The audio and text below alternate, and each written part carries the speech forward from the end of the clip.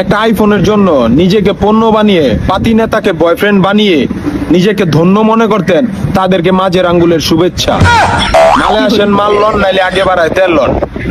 সরকার পরিবর্তন হওয়ার পর দেশের মানুষের লাভ হইছে, তার থেকে বেশি ক্ষতি হইছে অ্যাপেল কোম্পানির। কারণ ধান্দার টাকায় আইফোন কিনে মেয়ে পটানোর নেতারা তো সব পালাইছে, সব পালাইছে। আর তার চাইতে বেশি ক্ষতি হইছে যারা আইফোনের লোভে 3 ইঞ্চি সোনামুখে শুয়ের গুতা খাইছে। টুকু যা ভাবছেন তা। আর এখন একটা আইফোনের জন্য নানান জায়গায় নানান রকমের জিনিসের গুতা খাইতে হইব।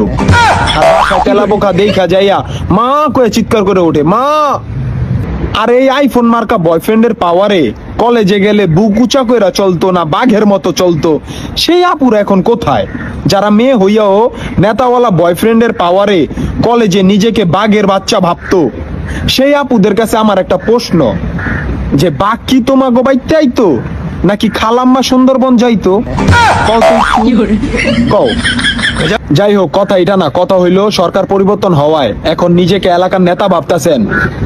তারা এলাকার নেতা না হইয়া এলাকার গর্ব সন্তান হন, নাইলে কার পুটকির প্রোফাইল কোন দিন লাল হয়ে যায় টের পাইবেন না। আর এখন যারা আইফোন 16 আমদানি করতেছেন, তারা একটা জিনিস মনে রাখবেন, লাভে লাভ নাই, খালি লস। এইটা না কইরা এখন পাঞ্জাবির ব্যবসা দেন। যেই পরিমাণে নেতার বাম্পার ফলন হইতাছে, হ্যাঁ, কোন দিন মার্কেটের পাঞ্জাবির অভাব পড়ে যায় ঠিক নাই। আল্লাহ হাফেজ, আসসালামু আলাইকুম।